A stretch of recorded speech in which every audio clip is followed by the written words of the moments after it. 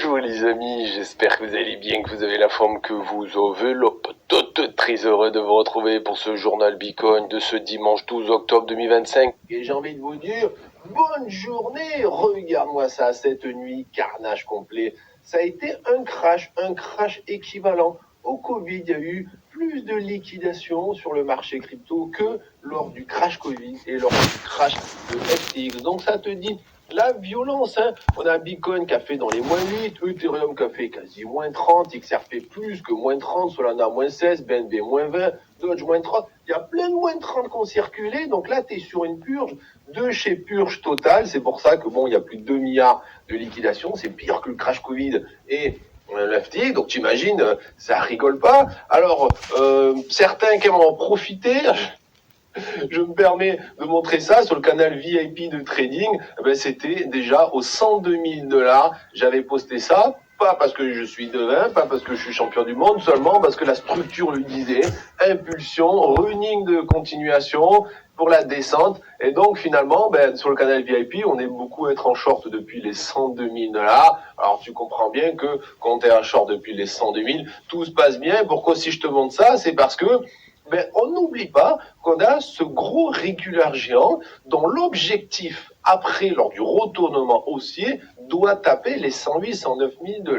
D'accord ? Donc d'un côté, on crash, on a l'équivalent de crash qu'on a eu dernièrement, mais souvenez-vous, après ces crashs-là, a beaucoup poussé. Je dis pas que c'est certain, là, c'est bon, on va exploser en mode to the moon. Je dis juste, attention, la structure elle-même, moi je suis juste un lecteur de structure, un analyste, nous dit, si la structure n'est pas invalidée et tant qu'elle ne casse pas les 89 067 $, la structure, ce régular, restera valide. Après, ça sera un retournement en mode to the moon. Bon.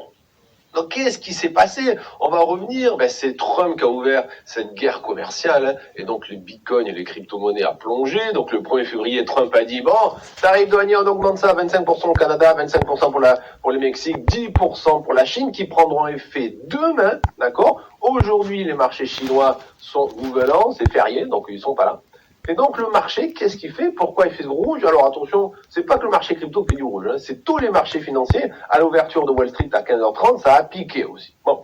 Et donc, c'est tout simplement les marchés financiers qui réévaluent le risque de guerre commerciale. N'oublie pas qu'un marché toujours price à l'avance les choses, et donc quand il arrive une bad news, d'un coup il le fait, mais il se dit qu'est-ce qui pourrait arriver dans plusieurs semaines, plusieurs mois. Et donc réévaluer le marché avec des risques de guerre commerciale, c'est tout simplement vendre, se dérisquer du marché.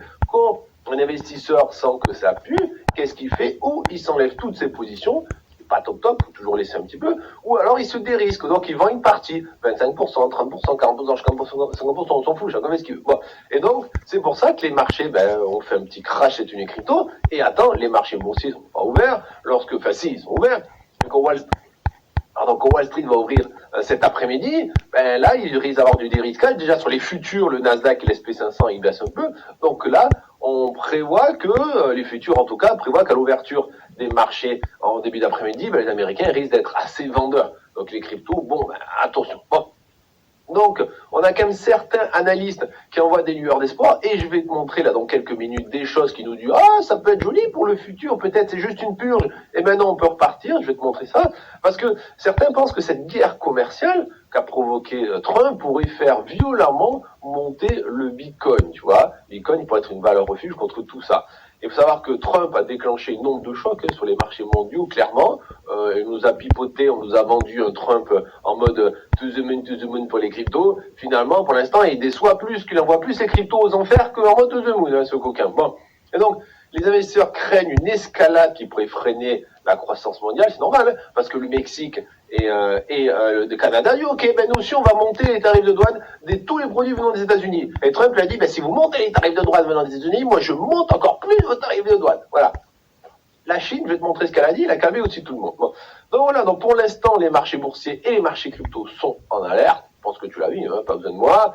Maintenant, on attend, parce que la Chine, le Canada, le Mexique ont riposté dans leurs paroles, vont riposter dans leurs actes, et tu sens bien que c'est une guerre commerciale qui commence. Jusqu'où elle va aller, jusqu'où l'escalade va aller, on sait pas trop, hein, c'est pour ça qu'on est là. Bon. Et donc, face à tout ça, les cryptos ont bien chuté. On a le Premier ministre canadien Justin Trudeau qui a annoncé qu'il va lever aussi les droits de douane sur tous les produits américains. La Chine a déclaré qu'elle va d'abord porter plainte contre les États-Unis auprès de l'Organisation mondiale du commerce. Et aussi, elle va faire des contre-mesures pour protéger ses intérêts. C'est normal. Elle va pas rester sans rien faire, les États-Unis. Bon. Donc là, on a une guerre commerciale en cours qui pourrait aggraver déjà l'inflation aux États-Unis. Qui dit aggraver l'inflation, dit inflation robuste, inflation qui monte, dit le pivot, il est toujours en mode stand-by, c'est-à-dire la baisse de taux, on se la met sous le coude, tu vois. Et donc, pour l'instant, le marché reflète ça. C'est-à-dire, on fait du rouge, parce que baisse de taux, c'est pas pour tout de suite, l'inflation qui peut repartir, ça oui, c'est peut-être pour tout de suite, et une tension mondiale, une guerre froide commerciale, là, c'est pour tout de suite aussi, tu vois. Bon, et je vais te montrer quand même des bonnes news, parce que bon, dans tout ça, on a quand même un petit peu d'espoir, faut pas toujours penser, oh mon Dieu, ça y est, c'est fini, bear market et tout. Pour moi, je t'ai dit, c'est pas du tout bear market, tant qu'on ne casse pas, en tout cas la structure dit, tant qu'on ne casse pas le plus bas, il ou le plus bas, comme je t'ai dit, aux 89 067 $, on ne rentrera pas dans une grosse correction. C'est-à-dire, si on casse les 89 067, la structure change, au lieu d'être un petit régular, j'ai déjà pas mal, régular correctif comme ça, qui a une finalité en mode de flèche verte au-dessus des 110, on passera sur une structure beaucoup plus grande, une structure corrective juste plus grande, d'accord? C'est l'idée. Donc il faut pas péter ces 89 000 $. Mais tant qu'on les pète pas, ça sera pas trop mal, à mon avis. Bon.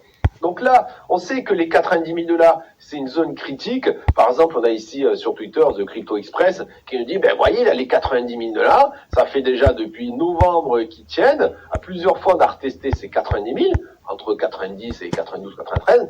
Donc, tant que ça tient, ça ira. Pour l'instant, les 90 000, les 91 000 ont tenu cette nuit. C'est plutôt une bonne news, tu vois. Certains sont encore plus positifs, comme ici Sensei sur Twitter. Il nous dit, est-ce qu'on serait pas dans le gros bear trap, tu vois? Alors, certains qui veulent rester positifs diraient, oui, là, c'est le gros bear trap, c'est la capitulation, et après, boum, ça repart. Il faut pas oublier que dans tous les bull runs, il y a eu des phases correctives qui ont piqué. Quand je te dis piqué, c'est le Bitcoin qui se prend moins 30, moins 35 dans la tronche, et les altcoins qui prennent moins 60, tu vois, et t'es toujours en bull run. Donc là, il y a deux solutions. La première, c'est juste une correction en mode bull run, comme il y a eu dans tous les bull runs, un bear trap si tu veux, et après ça pousse. Et ça serait plutôt en faveur du regular flat de la structure, c'est-à-dire la structure tant qu'elle ne pète pas les 89, la suite c'est faire un nouvel ATH, c'est au moins les 110 000, d'accord? Et les gens pessimistes diraient quoi? Diraient non, on est plutôt ici. On est plutôt en mode, bon, on a fait un top de marché, on a fait une grosse correction, on va faire une petite hausse, et ça sera le bull trap, et après, c'est les enfers. Bon, toi, tu me diras où tu te situes. Pour ma part, vu la structure, je me situerai plutôt là. Si on pète les 89 000 $, là, j'ai peut-être hésité, tu vois. Bon, on verra bien.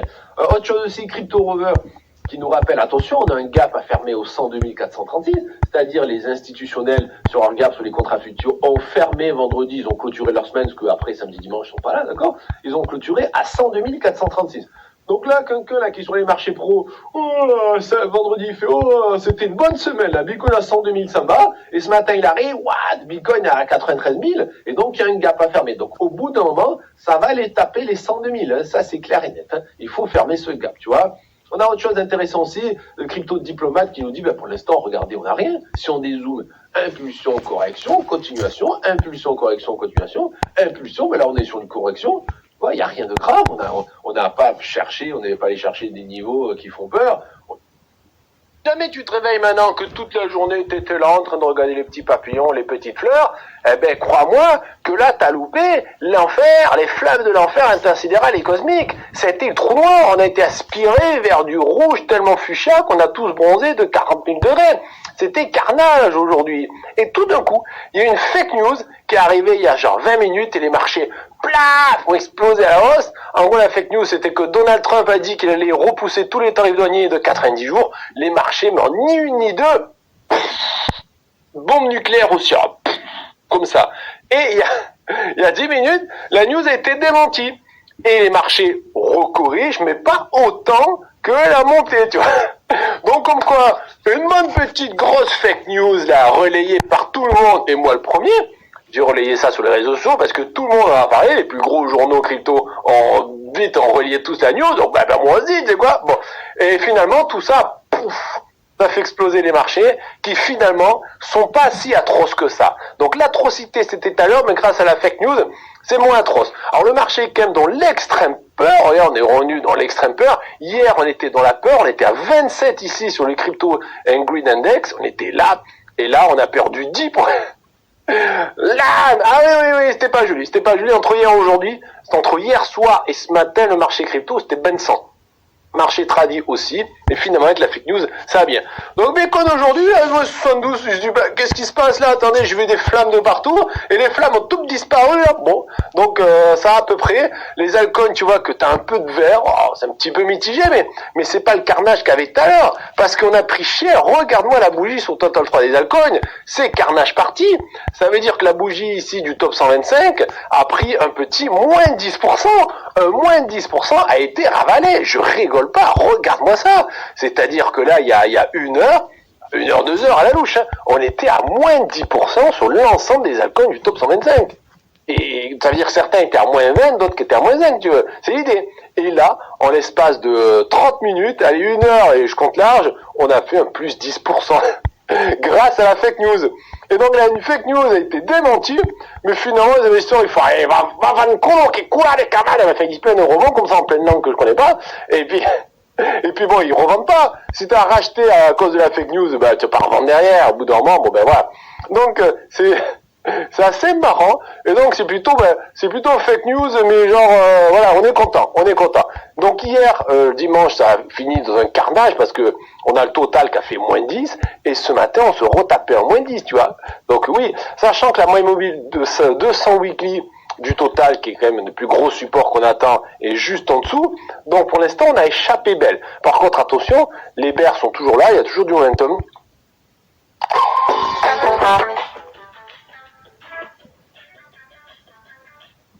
Les bears sont toujours là, il y a toujours du momentum. Il n'y a pas de divergence haussière pour l'instant, il n'y a rien. Non, il n'y a pas de divergence.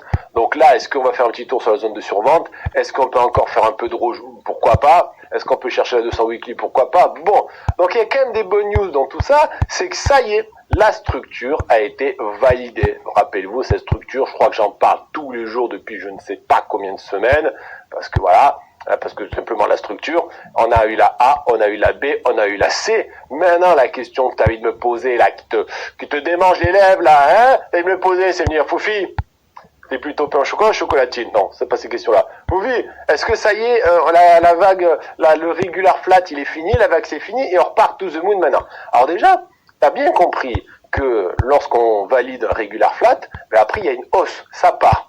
Est-ce que ça, c'est le départ de la hausse? Ben on n'est pas sûr encore. Il faut un vrai setup, il faudrait un setup. Là, c'est la fake news qui a fait tout pomper. Si jamais on commence à avoir un petit canal baissier qui se fait comme ça et que ça pousse, là oui c'est bon. C'est la validation du régular et c'est parti mon kiki pour aller en haut. Maintenant attention, on pourrait se retourner et peut-être que la vague là n'est pas finie. Hein. On peut revenir chercher les plus bas et chercher la 200 wiki. Donc là c'est trop tôt parce qu'aujourd'hui c'est la journée un peu de fou, tu vois. Donc il se passe des choses vraiment, une volatilité mais de nucléaire sur les marchés. Est-ce que on peut valider maintenant le régular et partir à mode c'est parti to the moon? Ça reste possible, mais c'est pas dit, ça peut revenir encore taper. Donc faut faire attention. Alors, celui qui nous donne des petites infos bien croustillantes là qu'on aime, c'est notre petit Bitcoin d'amour au 78 000. Alors notre petit Bitcoin d'amour, il est quand même allé chercher ce matin les 74 400 $. C'est-à-dire hier, il a clôturé sa semaine, enfin le dimanche, un petit moins 6% pour clôturer le petit dimanche. Et ce matin, il a refait un petit moins 5, tu vois. Bon. Et là, la fake news a fait que, boum, la bougie est entièrement ravalée. Et là, on démentit la fake news et finalement, je vais pas revendre. Ah, j'ai racheté, je vais pas revendre. Ils ont raison. Donc, bon. Et donc, tant mieux. Merci la fake news. Alors, merci à ceux qui ont bien diffusé la fake news. Mais attention, ceux qui ont diffusé la fake news, c'est pas des petits pimpins comme moi. Ça vient de en haut de l'entourage de Donald Trump. Hein, ça vient de très très haut, d'accord. Bon. Bref. Qu'est-ce qu'on voit de beau? On voit que le prix du Bitcoin, quand on prend de là à de là, il descend. Quand on prend de là à de là, avec ici un petit géranium, il monte. Et donc, qu'est-ce que c'est? C'est une divergence haussière daily. Et ça, c'est beau. Ça veut pas dire que le bottom, il est là, c'est bon, on a bottomé, maintenant c'est parti tout le monde. Ça veut pas dire ça. Ça veut dire que le bottom, il va bientôt se créer. Ou il est déjà là, ou dans pas longtemps, il peut se faire. En tout cas, ça aide des divergences haussière daily. Pour l'instant, les bears ont toujours momentum, fait attention. On fait aussi attention que le Bitcoin est toujours à l'extérieur des bandes inférieures, de sa bande inférieure Bollinger au 78 972. Donc rien nous dit que Bitcoin d'amour, il va pas demain après-demain dans la semaine retester le bas de la neige 74 000. N'oubliez pas, les grosses méchouilles sont très souvent retestées. Donc un Bitcoin qui revient tatouiller les 74 000, ça reste très possible. Ok. Maintenant, on a la moyenne mobile 50 weekly, qu'un puissant support qui est au 76 769, qui pourrait aussi bien retenir le prix. Il a retenu le prix là, il pourrait retenir le prix là aussi, tu vois. Bon, donc finalement, tout ça pour dire que dans cet éclatage tout ce par terre, eh ben on a un peu de la lumière de Satoshi Nakamoto qui vient sur nous. Et c'est beau. Voilà. Alors, au niveau de la structure, ça y est, on a validé enfin la structure. Et rappelez-vous, on parlait hier, qu'est-ce qu'on disait hier? Je disais, Fofi, dis-moi un scénario. Ben, je me suis mouillé pour un scénario, mais bon, l'argent.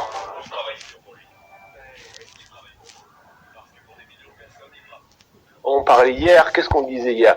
J'ai Fofi, dis-moi un scénario. Ben, je me suis mouillé pour un scénario, mais bon, j'ai juste évoqué un scénario comme ça, d'accord? Ce qui serait beau, c'est vu qu'on a un gap sur les contrats futurs à fermer aux 83 000 $, ok? Le gap, là, tu l'as ici. Le gap à filer, il est au, allez, j'arrondis aux 84 000. Tu vois, il reste 6%, le Bitcoin à monter pour le filer. Donc, vu qu'on a un gap ici, allez, j'arrondis vers les 84 000, même si exactement, non, exactement, je vais te le dire, sur le daily, on a clôturé dimanche à 83 500. Bon. Donc, il y a un gap à finir à clôturer au 83 500. Et donc, un scénario beau, ça serait quoi, je vous disais?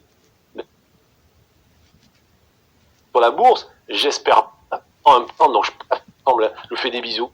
Voilà, les amis, dans cette petite mise à jour, soyez prudents, courage, on est tous ensemble, je vous fais des bisous et on se dit à demain, bye bye.